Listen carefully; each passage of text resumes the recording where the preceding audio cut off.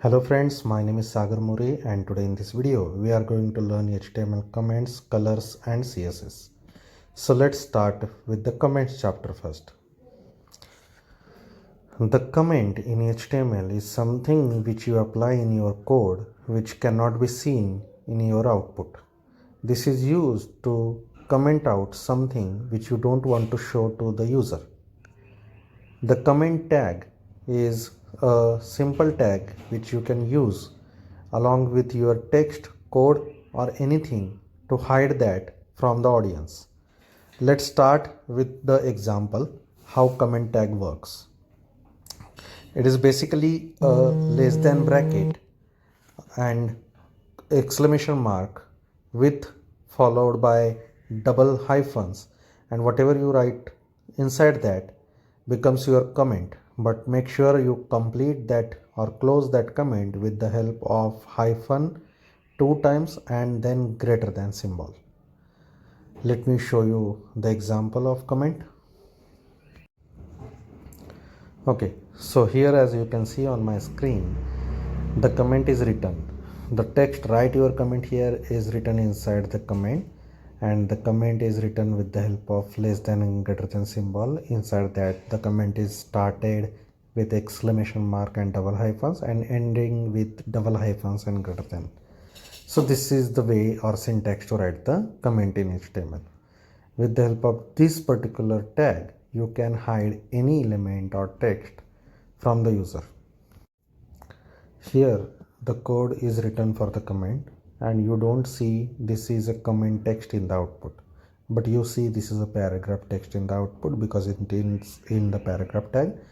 There is also another comment below the paragraph which is comments are not displayed in the browser, and that text is also not visible to the user. So this is basically used for hiding non-required code for temporary period, and you today or tomorrow if you want to undo that or show that, you can just uncomment it and it will be shown. So let's say I don't want this paragraph to be shown to the user and I want to hide it temporarily. So I will comment this paragraph with the help of this comment tag. See how I am writing that, and the whole paragraph goes inside the comment tag. Make sure you end the comment with double hyphen and greater than symbol. And now if I run, the text is gone, it is not visible. But let's say in future if you want it, you can always revert it by uncommenting the paragraph and it will be shown like this. Let's start with the color chapter. In this chapter we will see how we can apply colors to different elements as a background or the text color or border color, etc.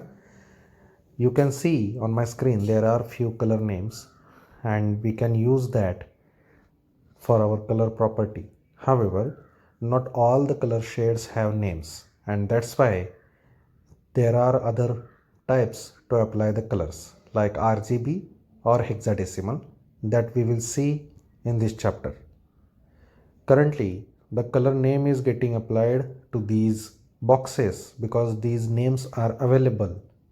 But if there is some shade for which the color name is not available, then also you can apply that color with the help of RGB, which is red, green, blue function, which is present in this CSS. And if you don't want that, you can also go with the hexadecimal. There is one more, HSL, which we will not be using for our web development. Okay, let's start with the example. You can see the white color is getting applied to the text and the above div has blue background and the below div has orange background. This can be done with the help of style attribute, in which we will be using background color property. Let me run the example. So here h1 and paragraph is there. The same way h1 and 2 paragraphs are there, and here 3 h1s are there for which border is getting applied with different colors. Let me run one of these example, and for that we will be using RGB and also hexadecimal. RGB stands for red, green and blue color. With the help of these three combinations, we can give different color shades in our HTML document, and these values starts from 0 to 255. So 255 is the max limit for each value, whether it is red, green or blue. We have to write this RGB function the way it is given here, and the RGB values should be separated by comma. With the help of mixture of these three values, it creates different colors. We will learn in this chapter how we can get any color we want. We can produce the color on our own as well. We don't need to search. And there is one more RGBA method is there, which can help you to set the alpha. Alpha is opacity. Opacity is transparency, you can say, and you can set transparency of any color with the help of RGBA. So that is another method which we will cover in this chapter. For now, let's start with the RGB. Here border color name is tomato, which is getting applied, but instead of that, if I apply RGB, then also it is getting applied. These values, which is 255, 99 and 71, are the values for a red, green and blue. Instead of this border, if I apply background, then also it is getting applied as a background color. So you can use these color names or the RGB method to apply color to any of the element. Let me write another example, and in that I will color RGBA as well. How do we set the RGB values? It is here given with the help of example or the code which will produce the RGB values. Here we can just move the sliders for the red, green and blue, and it will show what color it is setting. And then we can just copy these values which is in the orange color, and we can just use it in our code. This is not the only way. We have other ways also to create the RGB values. We can use plain paint application which is in our Windows, or we can use inspect element, and from there we can get the color codes. Let me run the code, and here you can see background color is set with the help of RGB, which is getting applied. Then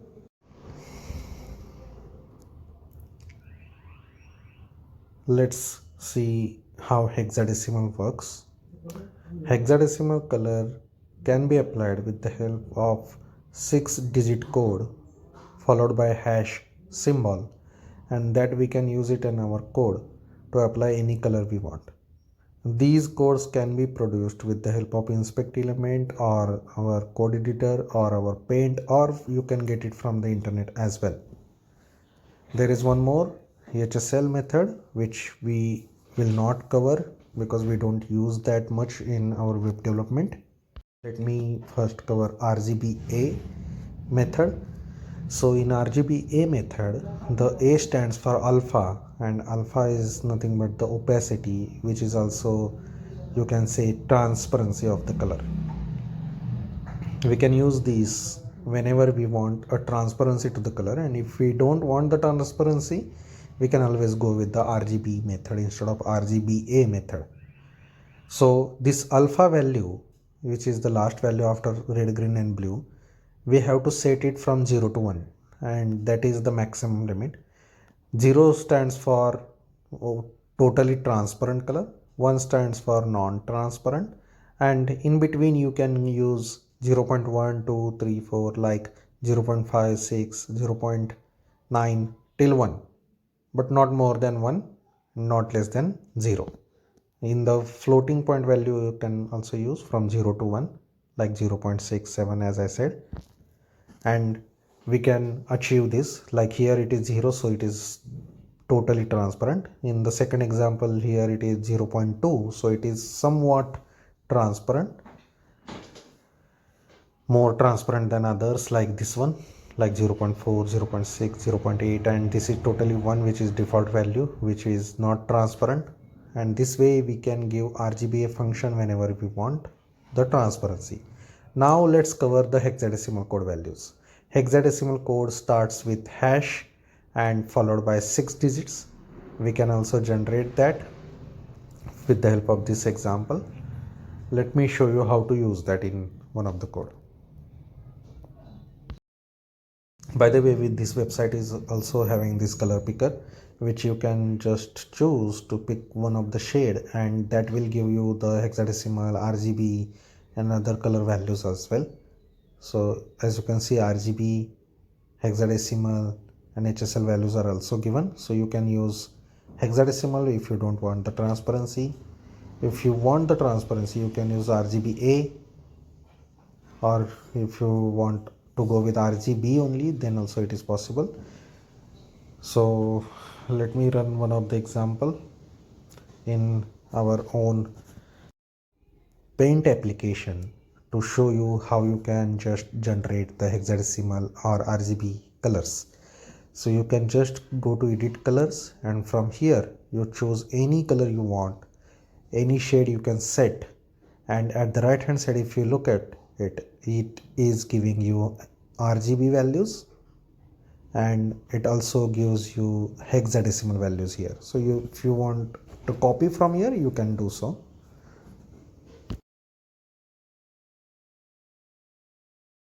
Okay, so let's start with the style chapter, which is CSS. The word CSS means cascading style sheet.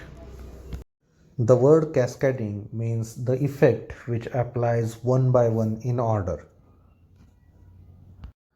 This CSS is a style sheet language which is used in our HTML pages in order to apply the formatting, layout and designing to the document. Earlier I have given one example in one of the video that if you compare it with the human body, then you will realize that the skeleton is a structure, the skin is a designing of our body, and the functionality or the behavior is something which can be related to JavaScript, and designing or the properties of our skin tone can be related with the CSS, and the structure which is a skeleton you can relate it with the HTML. So HTML is a structure, CSS is a design or formatting part, and the JavaScript part is a behavior of the body you can relate with. Okay, so let's start with this chapter. In this chapter we will see types of CSS, and since the CSS file is there, you can see that the extension of the CSS file is .css. That is in external CSS. When you go for external CSS, you have to save it with the help of .css. But for now we will see the simple CSS first, which is inline, then internal, then we will see the external CSS example as well. So let's start. See the types of CSS one by one. We will check what is inline CSS, what is internal CSS, what is external CSS. So this part which you can see on my screen is an example of internal CSS. I am showing this because we have already covered inline CSS in our previous videos. In this internal CSS, you have to write the selector of the document, and let's say if you want to select body tag, h1 tag, paragraph tag or pre tag or whichever tag you want, you can just do that with the help of this selector, which selector you have to write it in the first place. Then you have to write the block of code which is denoted by curly bracket open and close. So whatever you write inside that are nothing but the properties and values which you want to apply to that particular element. So here, as you can see, body has property background color and powder blue is the value, and each property value combination you have to end with the semicolon, and that is the syntax to write the internal CSS or external CSS. Since we are seeing the internal CSS, we are writing the style tag here. There are other selectors as well written below, h1 and paragraph, to which we have applied blue color to h1 and red color to the paragraph. Let's see its output. Okay, so this is the output of the CSS we have applied to the HTML, and if you want to change it, you can change the values. Now let's start with the external CSS. External CSS is something which we do in external file. so we don't need to edit the HTML file again and again in order to change the code. What we have to do is just to link the external CSS with the HTML file, and for that we will be using link tag. Link tag is mainly given in the head tag as a child, and it is an empty tag, so you don't need to close it separately by calling again link tag and closing it. So here link tag is written on my screen, as you can see. Let me run the example. Here you can see styles.css file is there, which is there in HTML folder only. Let me show you that by typing it here. Yes, here is the file. So this file is saved with the help of styles.css file name, in which only property values are there along with selectors, and you don't need to write style tag here in this file, since it is already mentioned with the extension that it is a CSS file. Once you write this file in your folder, make sure that is there in your folder itself, so you don't have to use the absolute paths. You can just use relative path to refer to that file. So this link tag has attributes as relation, which is rel is equal to style sheet value you have to write in it, and there is another attribute href, which is hypertext reference, and the value of it is styles.css, which is a name of a file. It will detect that name only if you have placed the file name in your folder and besides your HTML file. Now this is a type of external file. I have run the code and shown you the example as well, and if you want to change the property or values, you can always just edit the styles.css file and not the HTML file again and again. So this helps you to prevent opening HTML file and to separate the code of CSS and HTML. We can also apply margin, padding, border and other properties to any of the elements using this. Here I am writing margin, then I have removed it, and now you can see it has no margin and padding. We are applying this to paragraph tag. Now we will apply margin left to these paragraphs and see the output, since I want you to show how margin and padding works together. Before I apply margin and padding, make sure that you see the output correctly. These are the paragraphs which has no margin or padding. So left hand side space you can see for now, and let me apply some margin and padding to it to show you the difference between margin and padding. For now we will keep only 2 paragraphs. Okay, so here in paragraph I will apply margin. Let me write that in internal CSS, and I am applying margin left to it.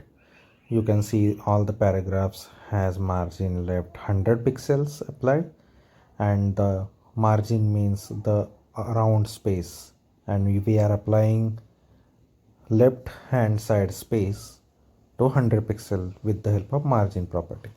The same way we can apply padding, and if I run the program, you will see the inside that border all the text will have left hand side space to 100 pixels, but it will not be around the element, it is inside the element. Let me run the code and see the output. Yes, it is getting applied correctly.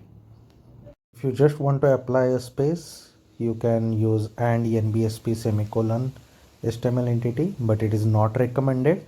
You can just copy it and paste it more times to apply more space, but this is not the good way. We can always go with the CSS.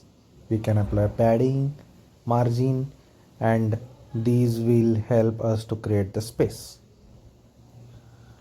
As given here, I am applying padding. The padding is getting applied inside the elements. All the paragraph tag has padding 50 pixels from all its sides, and the same way we can apply margin as well. So margin also 50 I am giving, and the around space is also 50 pixel. And the same thing we can do in external CSS as well.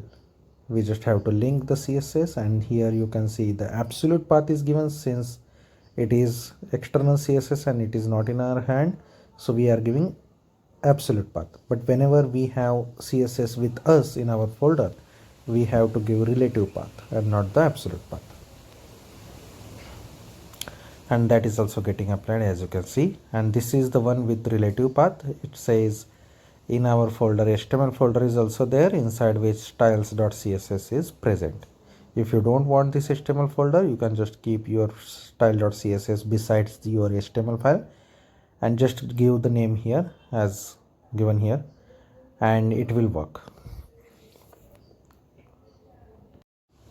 As you can see, in my case the HTML file is there and I am creating one style.css file. Now extension I have to change to CSS since it is txt file. Make sure that you don't miss the extension. Always check what extension of the file is. It should not be .txt, it should be only .css. Let me open it in a editor. For now I'm using Notepad just for the beginning purpose. I'm not using any code editors yet. And here we can give any selector like body and apply property and value. Let me write background color, and the color I will write red to just check. I have saved the file, and let me open the HTML file, and let me open my HTML file in Notepad just to link the CSS which we have created. So we have created style.css, and here I will be writing link tag. Relation attribute is there which has style sheet value, and href attribute is there which is just to locate the file name or the path, and here style.css is my file name. And so this is how we apply external CSS. We have covered almost everything, and thank you for watching.